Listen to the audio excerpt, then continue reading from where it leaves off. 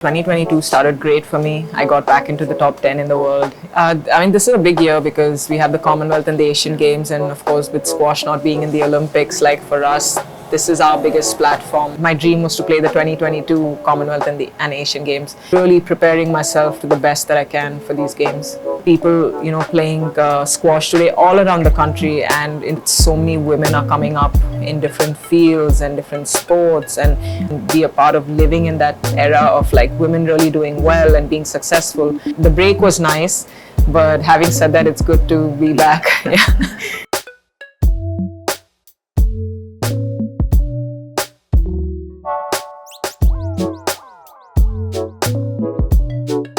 I think initially it was great because we got a break. For the first 3 months, you're like, okay, fine, this is okay. But then after 3 months, you're like, what's happening? Like, what am I really training for? Because for the first 7 months that there was nothing, I wasn't sure how much to push myself. Like, what kind of training should I do? Because I don't know when the tour is going to start again. So I managed to keep myself like fairly fit with whatever little bit that I had being at home. And having said that, like I was in a much better situation than a lot of other people. So I just felt grateful that I could, wake up every day, go do like train at home. I was comfortable and all of that. And I knew like once the tour started, I would be ready to go. So I didn't really stress too much about it. The break was nice, but having said that, it's good to be back. Yeah.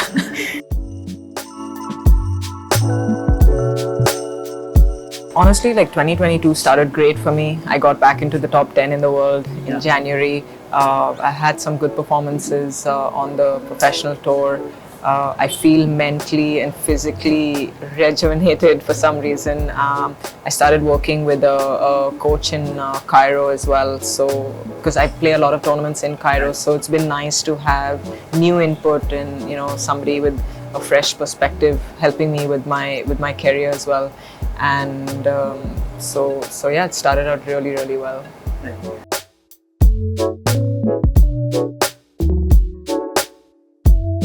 This is a big year because we have the Commonwealth and the Asian Games, and of course with squash not being in the Olympics, like for us, this is our biggest platform as well. And having said that, like also the competition is a lot. You've got almost the best countries in the world playing the Commonwealth and the Asian Games.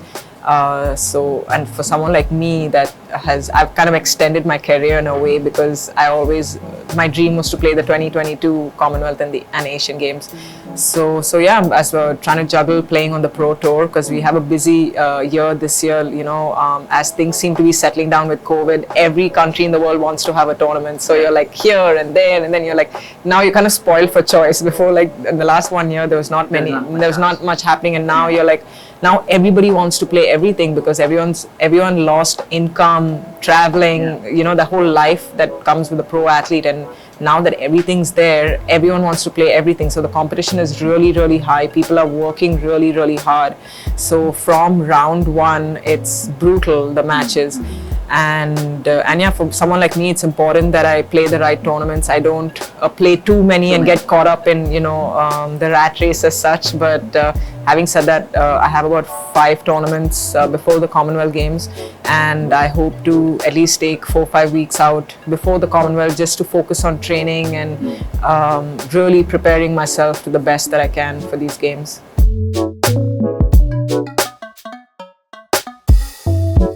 Yeah, so when I started, I came from a club. Like I went to the Madras Cricket Club. That's where it started for me. So I was fortunate that my parents were members of a club, but not everyone has that access and opportunity. And now today we have academies, the squash academy is there. Then you have a few more public courts in the city. There are a lot of courts that have opened up where everyone has access to a squash court today. And I think that has been the biggest change. And there are children playing in all these courts. And of course, there are so many more people, playing squash today all around the country. And in fact, a lot of them play squash because they're good at it, they enjoy it, as well as they can go to America to study as well, because America is now a huge hub for college squash. So to be good at a decent level in squash and then get recruited to go to a college in America is something a lot of kids are doing as well. And then you get the opportunity to study in colleges like Princeton, Harvard, Yale. And then if you want to go pro or professional, you can. So today that's the difference. Like when I started out, I had the opportunity to go to one of these colleges, and I said no, because I wanted to play for India.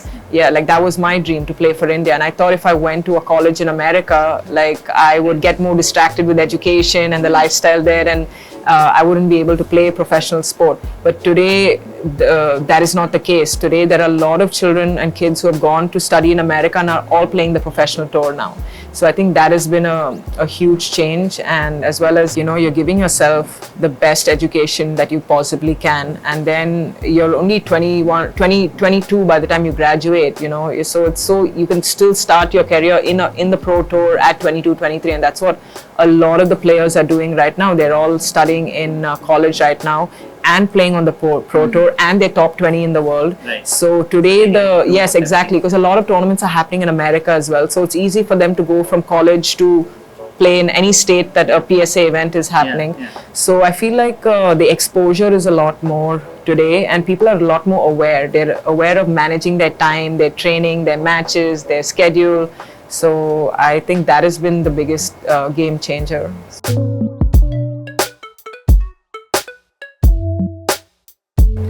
I think it's very important to prioritize your mental health, especially for anyone who has been challenged a lot in the last couple of years.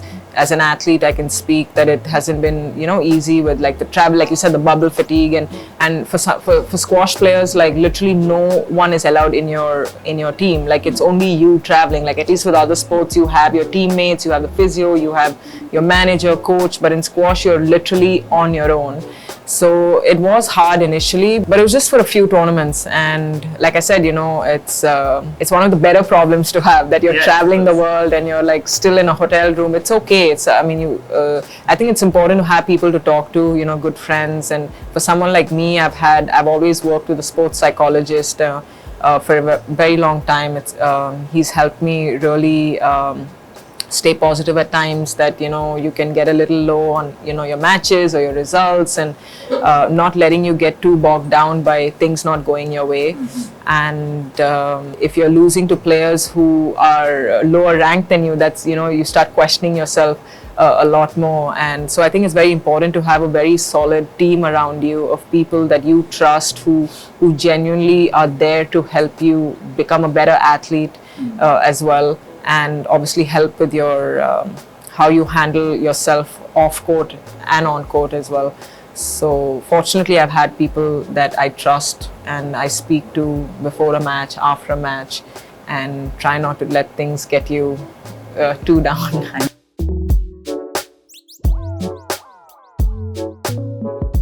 I think today, if you look at it, like it's really the women who have done really, really well in every field. This is not to discredit the men at all, but I really see that so many women are coming up in different fields and different sports, and I think it's amazing to be a part of that whole change and be a part of living in that era of like women really doing well and being successful. And I think if they're encouraged, if they're supported, like from a really young age, where marriage is not the only option, like there is an option to study, to play sport, to give them the opportunity to go do what makes them happy. I think that could be the game changer, and for that, as a society, we need to support them. The government needs to have more sports facilities for kids and get more women and children involved in sport, and hopefully that can give them the life skills or the ability to go out there and really dream big and achieve whatever they want to achieve.